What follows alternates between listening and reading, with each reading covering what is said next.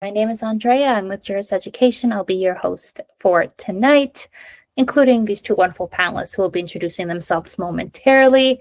Tonight's discussion is all about navigating law school interviews, what you need to know.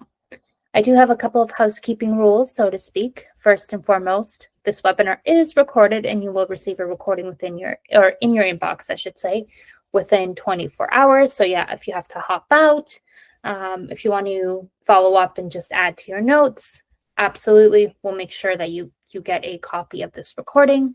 In terms of how long we're running tonight's webinar, we're looking at running it for about 45 minutes, 50 minutes.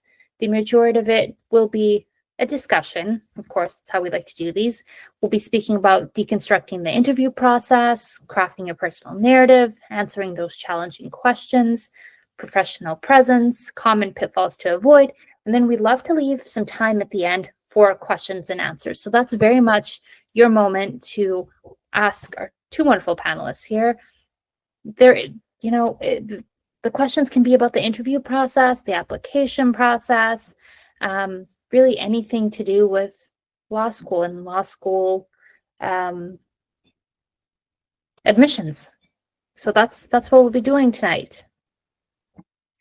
So we realize that some of you, this may be your first time. So welcome. We're super excited to have you here. If you're returning, super excited to have you here as well.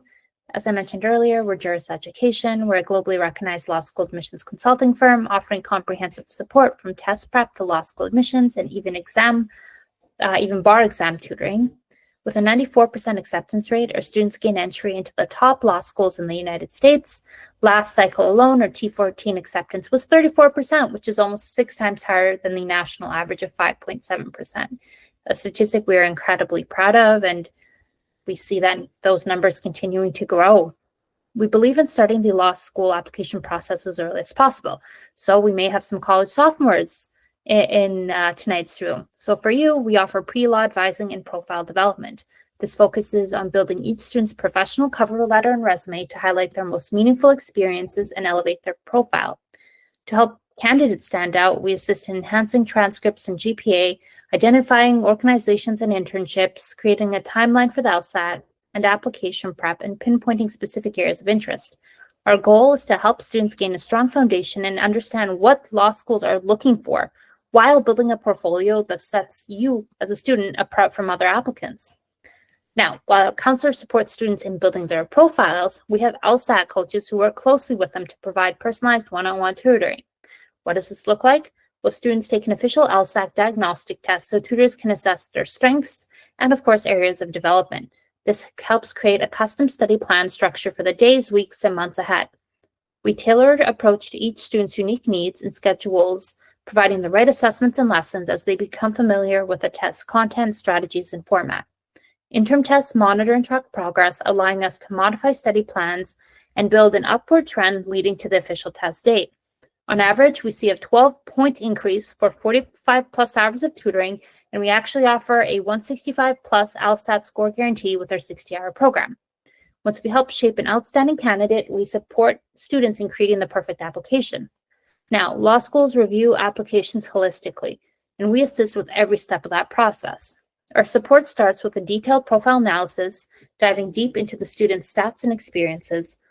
This guides the creation of a well-balanced list of target, safety, and reach schools. We also help build strong resumes and obtain letters of recommendation from the right recommenders. Our services continue through the interview process and include waitlist strategy support and scholarship assistance until students receive their acceptances. Our admissions counselors, who are also writing experts, or essay writing experts, I should say, will brainstorm, outline, and edit your supplemental essays and personal statements until they are perfect. These essays showcase the best aspects of our students, connecting their life journeys with the themes of each school they apply to. Whether it's your main application or scholarship essays, we offer unlimited edits. What is our goal? Well, our goal overall is to build the perfect candidate and application. We use every skill set every tool in our skill set to ensure the products we create with our students stand out from the rest. We're super excited to have you here. We're excited to assist you with the process, and we look forward to your consultations. But with that being said, I'd love to pass it over to Tamar to introduce herself. Thanks so much. It's so good to be here with all of you. I'm Tamar Alexanian. I use she, her pronouns. I have been an admissions counselor with Juris for a few years now. I grew up in the Chicagoland area. I went to college at Vanderbilt University in Nashville. I majored in English and gender studies. I then was a Fulbright scholar in Taiwan for a year. I did AmeriCorps for a year after that. And then I went to law school at the University of Michigan. So I've been a little all over the place. I'm barred in California. I just found out I passed the DC bar because I had to get rebarred. I'm now a law school professor at American University. So it has been kind of a wild journey, but it's really good to be here. And I hope that you all will find this helpful because I know how stressful the law school application process can be. Erin, I'll pass it to you. Sounds great. Good evening, everyone. My name is Erin Calloway. I am a 4L evening part-time student at the law school that Tamar is a professor at, actually. So you have an excellent group of experts that are here to help you and share some of our experiences. I am studying philanthropic and health law, given my background in public health and health administration. I have been an admissions consultant with Juris for approximately 2 years now. My personal passion is helping students with their writing, particularly their personal statement and other additional essays based on the schools they're interested in applying to. I'm excited to be here, and please feel free to ask questions at any point in the chat. Thanks. Great. Okay, so we're just going to jump right in. The interview process can feel a little daunting. And I think part of the reason for that is that every school has a really different process and way of thinking about interviews. So sometimes they have interview formats that are one-on-one with an admissions officer. Sometimes they do those before you turn an application. Sometimes they do them after you submit an application. Sometimes they do them in person. Sometimes they do them on Zoom. Sometimes they have you meet with alums in your local area. Some schools have started moving to group interviews, which group interviews stress me out, but that's what some of them are doing. And then I think more recently in the past few years, there's been some online kind of program where they will send you a link and you essentially are answering the questions that appear on a screen and you're timing yourself to answer them. Those are becoming increasingly common. So really, there's just a ton of different formats, and every school kind of thinks about interviews differently and uses them at different points in the process. So we are glad that we get to talk to you about all of those different things tonight, and hopefully we can calm some of your nerves around kind of the mystery box of what the interview process is. So the key to a successful interview lies in crafting a compelling and authentic personal narrative.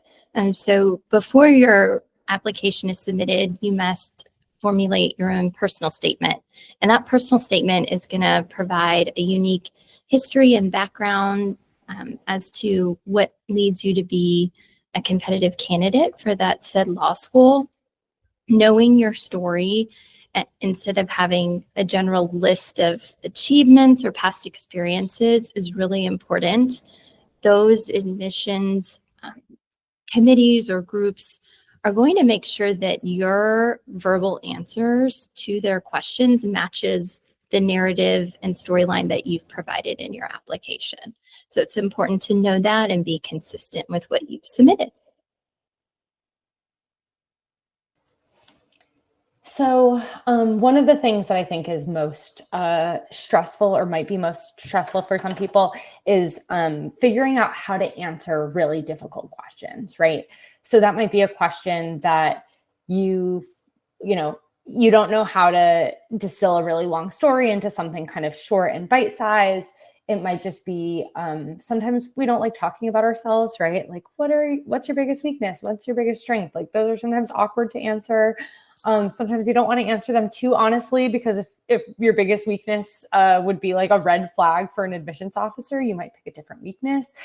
So those sorts of things can feel really, really difficult. I do really recommend lots and lots of practice before interviews. There's basic questions that you can anticipate that shouldn't really catch you off guard, right? So why do you want to go to law school? Why do you want to go to this law school?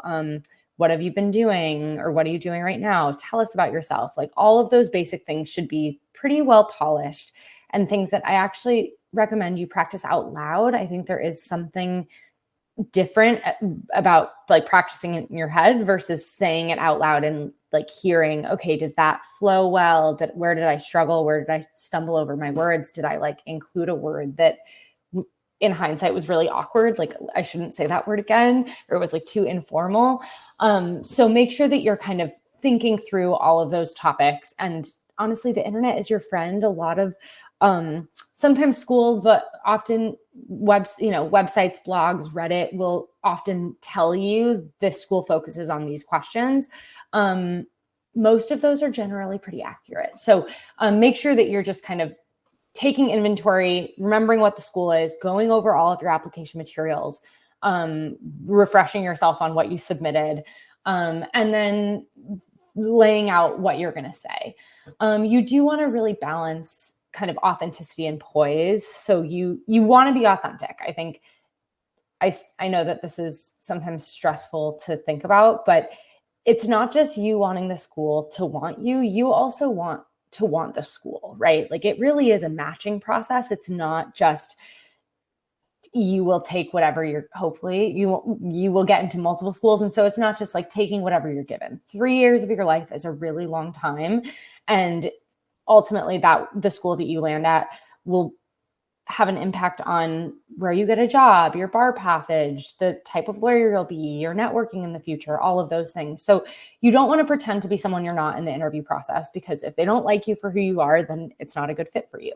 On the other hand, that doesn't mean you should go rogue and, like, use inappropriate language if you're someone who likes to swear, or, tell stories that are not super professional. You do need to find kind of that balance.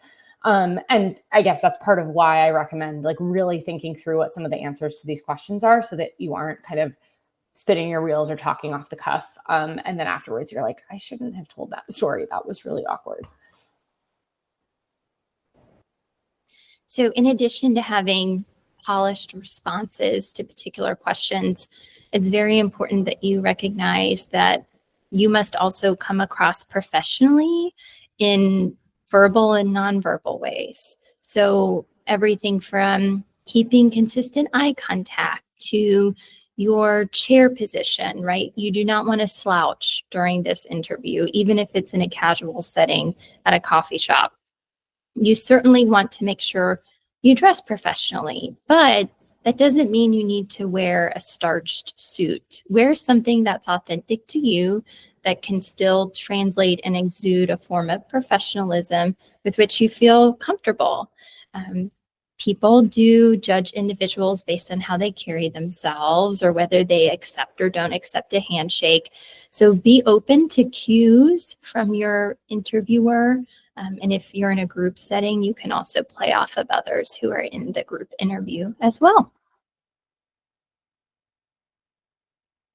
So I want to do a quick check-in with our audience. I don't see any questions in the chat so far, but I just want to direct you to the chat. So if you have questions that are starting to marinate, for lack of a better word, get those in the chat. If no question is too big or too small, we want to make sure that we assist with really anything that has to do with this process. So we're here for you. Please don't hesitate. I think that's it from me. But again, we highly encourage you to use the chat function. Awesome. Okay, so common pitfalls to avoid. As much as I just said to rehearse your answers, you also don't want to be so polished that it feels like you're reading a script, right? I think that kind of goes to the authenticity piece that we've been talking about. I think there are some answers that can, that it just won't kind of, it will feel inauthentic if you're so rehearsed that it feels like you've memorized something. It also sometimes can throw you off if you've kind of memorized an answer and then the question is a little bit different than what you prepped for, and then you can't kind of think on your feet to adjust your story or to adjust your answer the way you need to. So you want to kind of find that sweet spot of really well prepared, but not so rehearsed that it feels kind of robotic and insincere. Definitely don't forget that you should be really researching the school before you interview with them. You want to demonstrate that you know what makes the school unique. You know what the school's values are, and you can talk about why those values are similar to your values, or why they're a good fit for you at the very least. You want to be able to talk about, almost every school I know that does interviews asks why this law school, and you will want to be able to say, because of this professor and because of this class and because of these organizations and those sorts of things. And so that will obviously require some work on your part ahead of time. I also say that part of research is if you have any contacts who are alums at that school. Like when I was applying to schools, I reached out to some people who had been gone to school with me at Vanderbilt, who were now like in law school before I had applied, and I reached out to them and asked them about their law school experiences. So then when I was in interviews, I could say, I have a really good friend, or I have an acquaintance I touched base with, and they say that this is their favorite thing about the law school here. And that really resonates with me because XYZ. So make sure that you think also not just about research like on the computer or research going to visit a place, which those things totally count and you should do them if you can.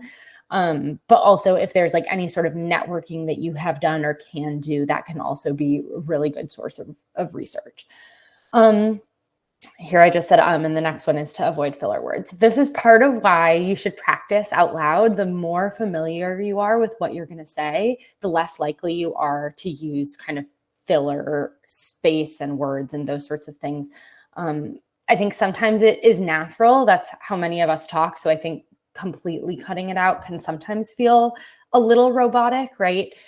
But I do think that you if you have a habit of using specific words a lot or saying like a lot or something like that, you'll want to kind of taper that down as much as you can. And then the last thing, and I'm sure many of you already know this, you want to make sure that you ask really good questions at the end. And I think there are some kind of basic questions that lots of applicants ask, but you really want to show that have your research shine through in these questions, right? You want to ask really specific questions to the school. You want to, it's a way to kind of show both your research and mastery, but also your like curiosity and authenticity. And then listen really well to the answers, ask follow-up questions to those answers. What they say in those answers can tell you a lot about the school and a lot about what they're looking for. And so that is another moment when you can kind of be clued in on, would this be a good fit for me or not? I actually just had a candidate who did an interview. I actually won't name the law school because that would be mean, but they met with an admissions officer and it went really badly. They like really disliked the admissions officer. They thought they were really mean.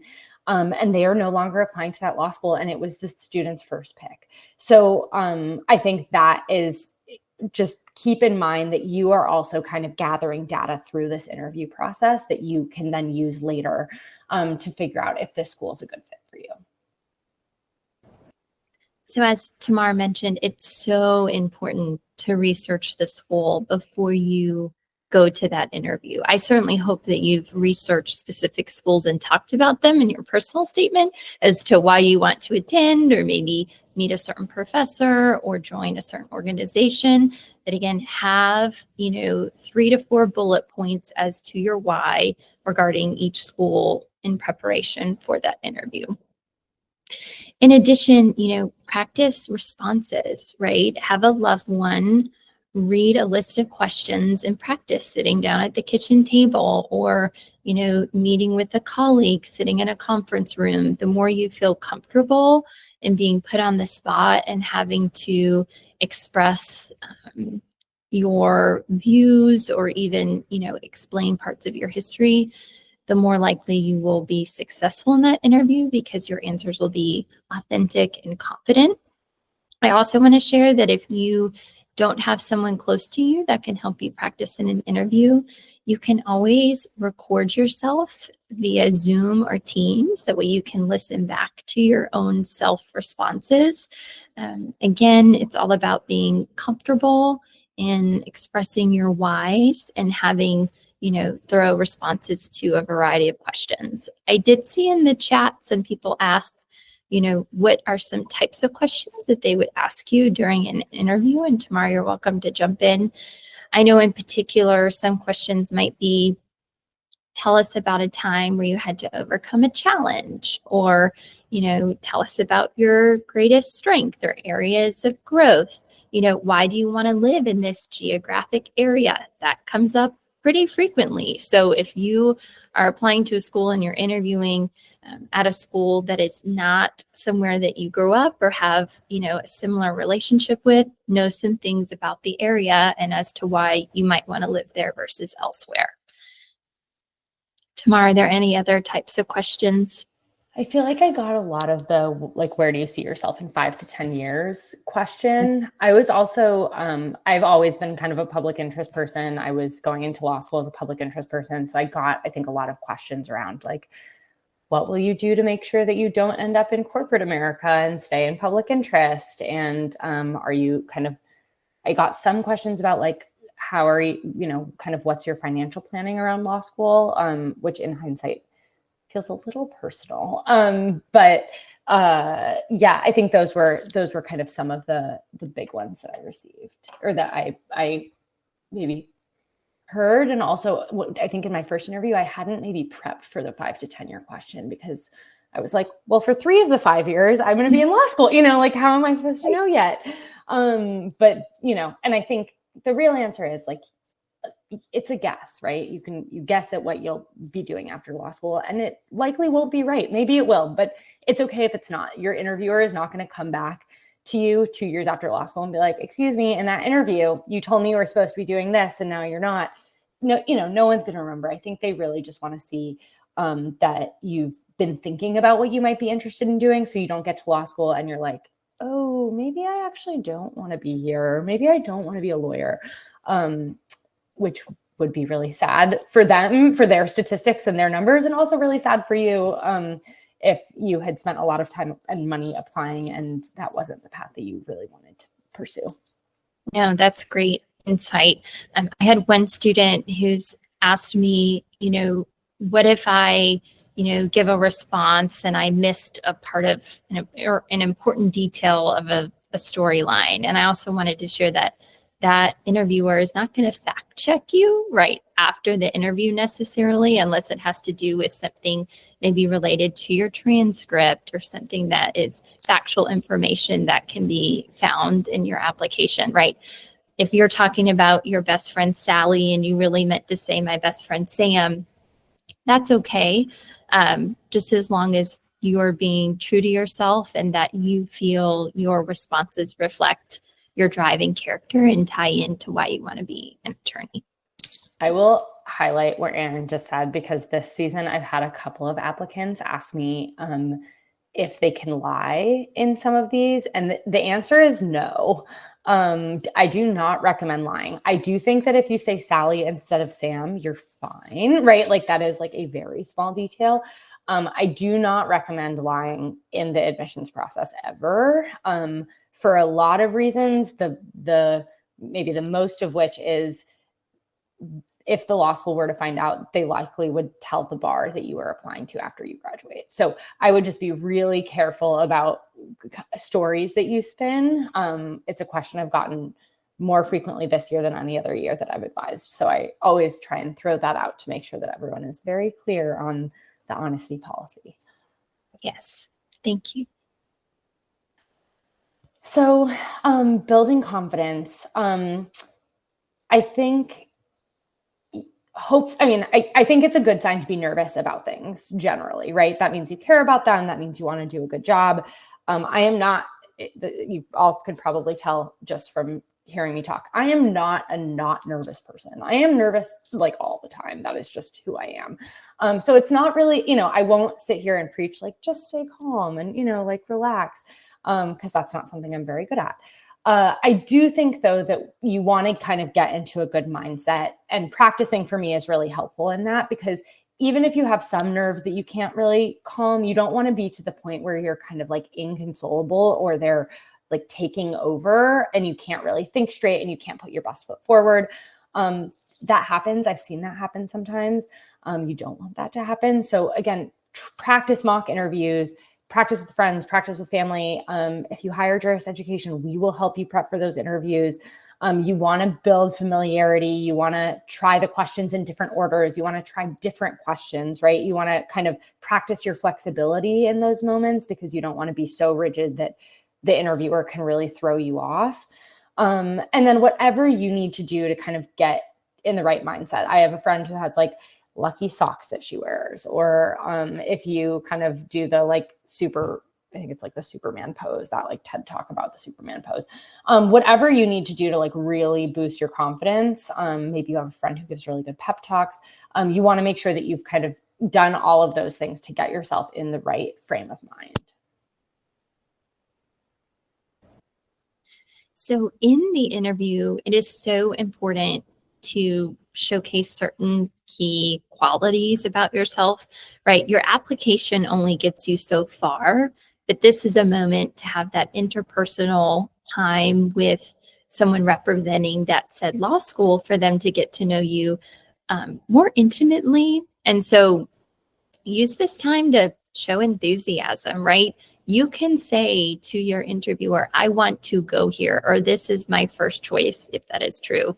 Show them that you care and you want it. That is very affirming to them. There are lots of law schools that you could pick from, and that just shows your commitment that maybe did not necessarily translate within your application.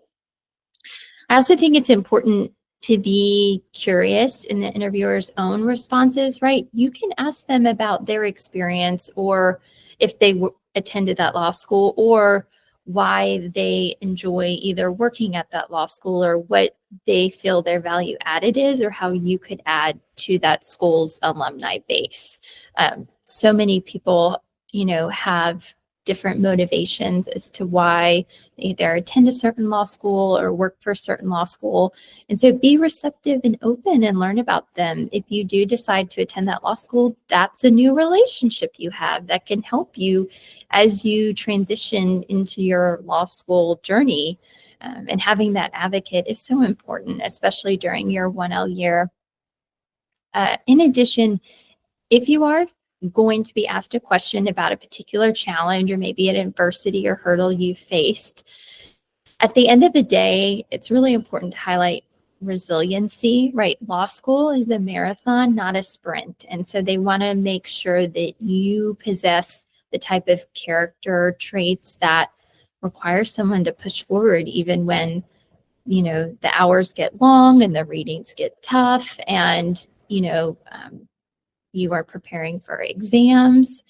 And so with that, they might even ask you questions about how you would interact with your own law school classmates. So also show that you're collaborative, or maybe you enjoy working in team settings. It's a community, and law schools highly value that sense and that cultivation of community. So this is kind of a framework that you can use to structure your responses if you're struggling with that. So the first thing is always to listen carefully. I can't tell you how many people forget that piece of it. You don't want to just listen to the beginning and then jump right in, right? It's okay to take a second to think. Obviously, don't take like 30 seconds. That might be awkward, but you can take a beat. Really think about what they're asking and make sure that you understand what that is, because sometimes our brains can kind of like short circuit and think that they're asking the exact question that we prepped for, and maybe they're actually asking a different variation. Make sure that you start with a really clear main point, and then always try and support what you're saying with examples. I say often to the students I consult with, it's really easy for anyone to say big sweeping statements, right? Like, I'm a good listener, I'm a good advocate, I'm a good writer. All students and applicants are going to be saying those things. You want to be able to provide examples so that they become believable. And then you want to conclude, have like some sort of wrap up conclusion that connects back to the answer, and wraps things up kind of nicely with a bow. So again, remember to stay calm. I know that sounds a bit kind of cheesy, but the more comfortable you are, the more authentic your responses will be. And interviewers can sense your energy. And so if you are anxious, they're going to feel that. And so remember, they like you this far, right? It's a compliment to be invited to interview. So use that as a confidence booster. When you're asked a question and you might not have an immediate response, again, it's okay to pause and take a breath, right? Or just be honest and say, you know what, that's a good question. Let me think about it. Or, I wouldn't say I'm not sure, but it's okay to admit if you need a moment to pause, because they want to get to know the real you. And if you're feeling too anxious in the moment, your response might not be something that you want to share with that interviewer.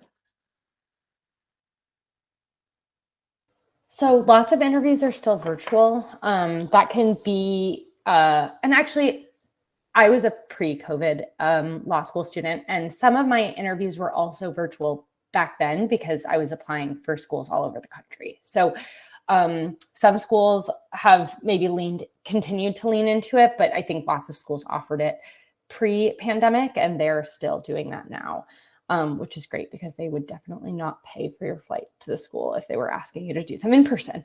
So you want to test technology before you get on there. Some of them will use Zoom. Some law schools might use WebEx. That's what a lot of courts use.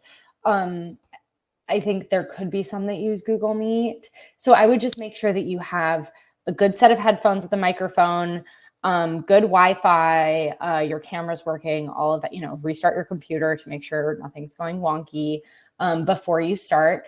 You want to choose kind of a clean background. If you want to put up like one of those fake backgrounds, I think those sometimes look, some of them look nice and some of them look kind of weird. So I would kind of play around and make sure you have one that you feel comfortable with. You want to have good lighting. Generally, you want some sort of lighting coming from like kind of behind the screen, and you don't want to be backlit, right? And then you want to, if you can, kind of engage with the camera. So I'm sure you all can see I'm looking down because the box where I'm looking at you all is lower on my screen.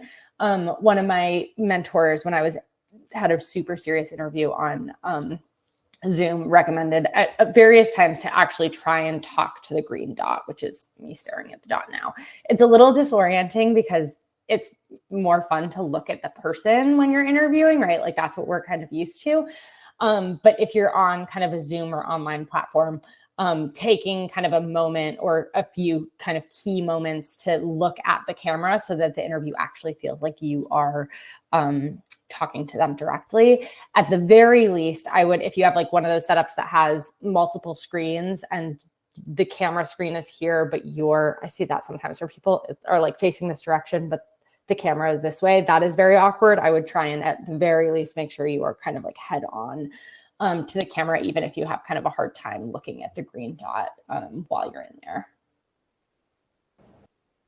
Yes, I can completely agree with everything she shared. Unfortunately, humans judge, and so you want to make sure that you get that fair shot based on your background and presentation, particularly during virtual interviews.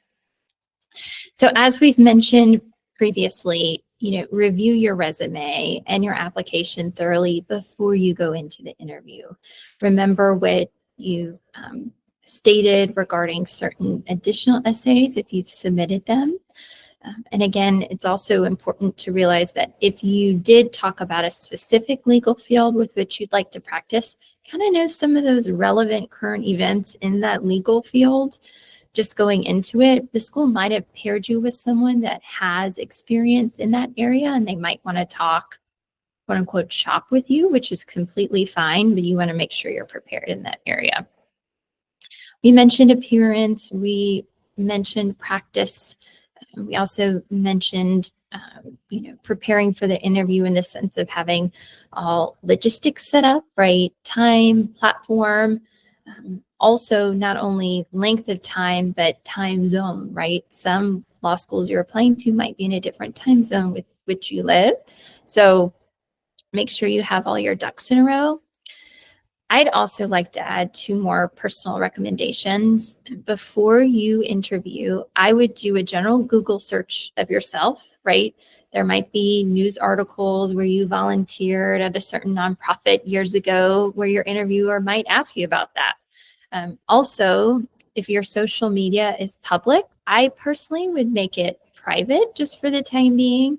Again, so that way, if an interviewer were to look you up online, which I don't believe they should, but they might, they can focus on you in the moment and your application and not any other supplemental information about you. After your interview, you'll definitely want to send a thank you note. Actually, not a note, an email. I think thank you notes are lovely, but you want to get to it pretty quickly. I would say definitely within 24 hours. You want to express appreciation. If you can find a way to tie in something that they said to make the email slightly more personal, I always recommend that. You don't want them to think you're just copying and pasting the same thank you email every time you get an interview. And then you'll kind of want to restate and reinforce your interest in the law school. You afterwards, generally, it's a good idea to reflect on your performance, write down the questions that they asked, especially the ones you struggled with, so that you can use those to better prepare for a future interview, right?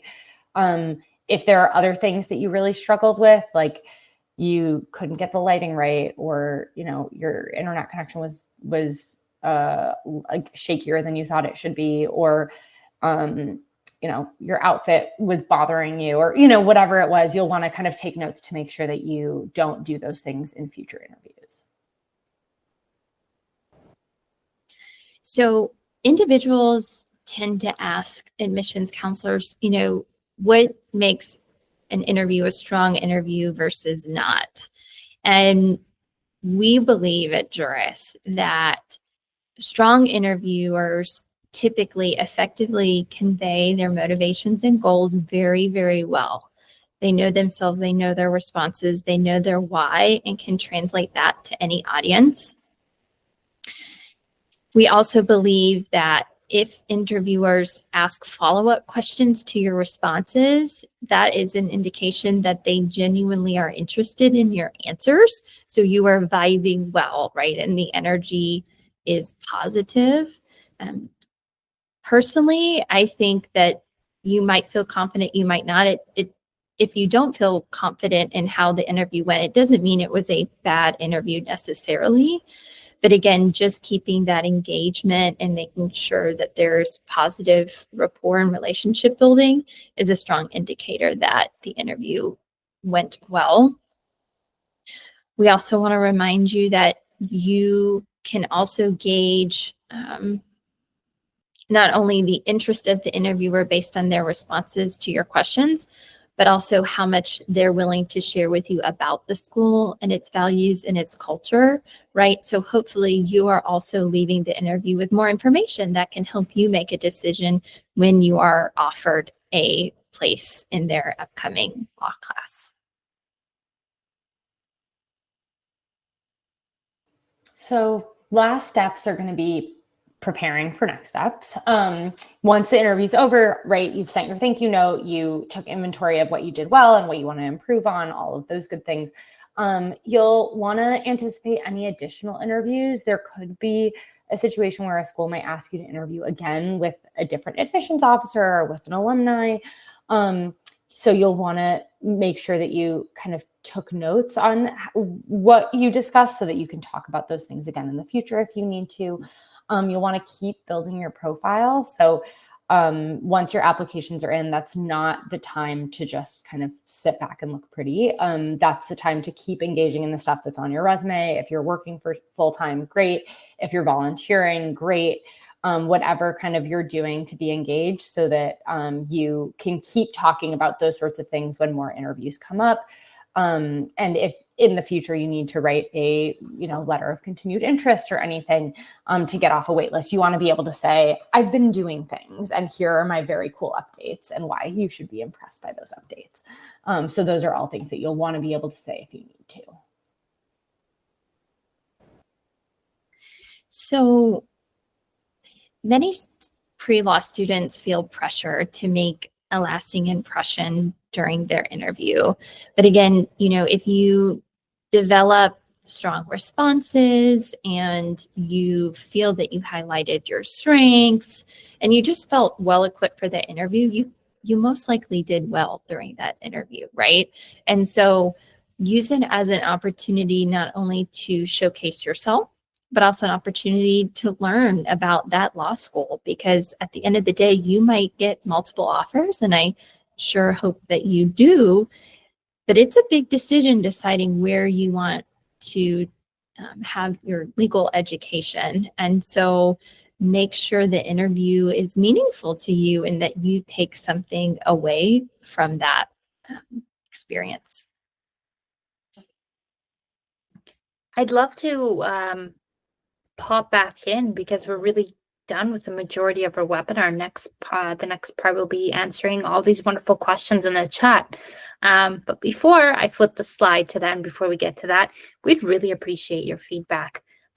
So questions, comments, concerns, every single piece of feedback that you provide us, we take seriously. We work to improve them, to offer better guidance in future sessions. And of course, we want to make sure that we are providing value. So if there's a particular topic you want to learn more about, let us know and we will make a webinar happen. With that being said, it is Q&A time. So I will let Tamar and Aaron go through all of these, but I did see a question here that said, did the number of applicants increase or decrease this and last year? Really great question. We just had an entire webinar about this that I recommend you check out. Well, it was sort of talking about the 2025 cycle, and we sort of touched on what's happened in the last few years in terms of applications. So we know that the LSATs are being taken in higher volumes than ever before. So August, September, and October of 2024, LSAT test takers increased by 13%. And then November registrations actually went up by 31% year to year. So that's really exciting. We're also noticing that there is a surge in first-time test takers and first-time applicants, which is really exciting. So this rose by 25% year over year for August and September. And I think in terms of test takers, nearly 5,000 new test takers. So it's the numbers are out there, and these are numbers that we're directly getting from LSAC and being in this space. So yes, absolutely, the numbers are increasing. Will this recording be sent to us? It will absolutely be sent to you. Kind of other questions in the chat. This is really great, actually. Do all law schools request interviews? No, they don't. They definitely don't. Some don't. They all kind of take different approaches. So some schools interview all people that they might be interested in admitting. Some schools only interview the people that are kind of in that middle, like we're not sure if we want to admit you kind of place. Some schools extend, like allow you to request an interview, if that makes sense. And then some schools really just don't have the capacity to offer it. It does take up kind of a lot of time and energy from admissions officers, and some admissions offices just don't have the bandwidth to do it. And that doesn't mean that they don't like you. That just kind of might be more their policy. So the answer is definitely no. Not all law schools request you to, or even allow you to interview with them.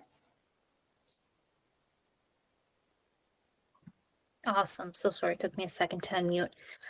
So we got this question a couple times in here. So these individuals are asking us, what kinds of questions should they be asking at the end of that interview? So after that infamous question that every single person gets, what questions do you have for us? Can you share some examples of what kind of questions these students can ask? Yeah, I mean, I think it depends a little bit on who you're interviewing with, right? So if you're interviewing with an alum, hopefully you've been able to get the alum's name before you meet with them and do some kind of LinkedIn searching on them to see what they've been doing. You want to ask some personal questions about like how they got into their field or how being a graduate from that law school helped them in their career, right? Like things that are really kind of personal to them. What are some of their favorite memories of being at the law school? Those sorts of things. If you're talking to an admissions counselor, those won't be as relevant. And oftentimes, I know some admissions counselors aren't attorneys themselves, like didn't go to law school. So you'll want to kind of know that. Many of them are, but some of them aren't. And so you can't always ask them about their own law school experience. And many of them have not gone to the law school where they're an admissions officer. So you also can't, they might not be able to, if you would ask them questions or were to ask them questions about their law school experience, they might not be talking about the law school that you're interviewing with.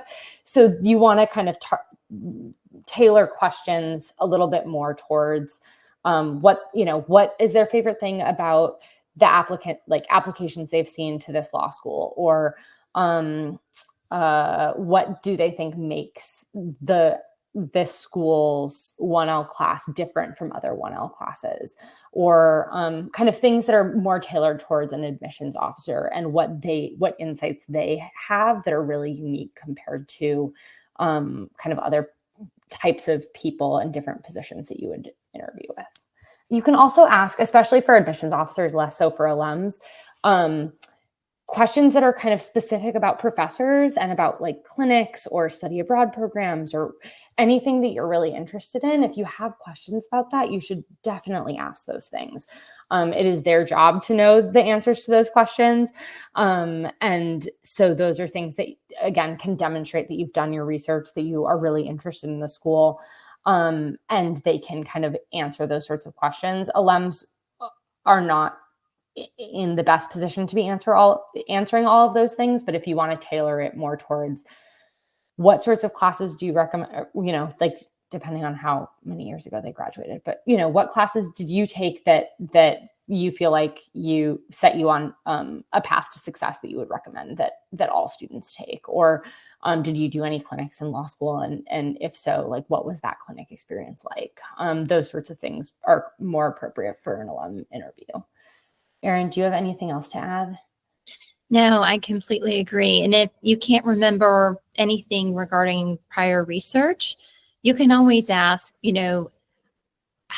successful students at X law school, how do you recommend they immerse themselves in student life, right? I think that's always a really safe question. Again, many schools like to highlight the extracurriculars or opportunities to help the community. So have one safe question that you've memorized. So that way, if you can't ask a targeted question, you can ask the safe question. Amazing. So I think we have a time for just a few more questions. This question isn't about law school applications, but I think it's a really great question. So this particular individual found a few really nice and meaningful letters of recommendation. However, their question is, will they need to ask these references to write a letter to each school they're applying to moving forward? No, I generally recommend asking your letter of recommendation to write a general letter of recommendation, because it's a lot of work for them to tailor each specific letter of recommendation. And also, I don't always trust people to upload the right documents, and it looks very bad to have your letter of recommendation upload the wrong document. And there's nothing you could do to know that until it's way too late. So I generally just recommend that recommenders write like Dear Admissions Committee, do not name the specific law school, and just upload it and send it for all of the schools. So you aren't asking more of them, and it kind of keeps you safe from there being any sort of mishap. Awesome.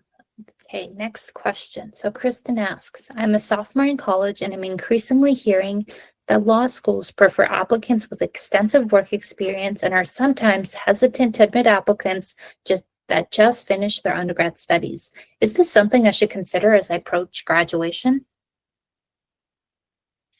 I'll jump in. I think law schools look for diverse candidates, right? Some have work experience, some took gaps to volunteer or take care of sick loved ones, and some went to law school right after undergrad.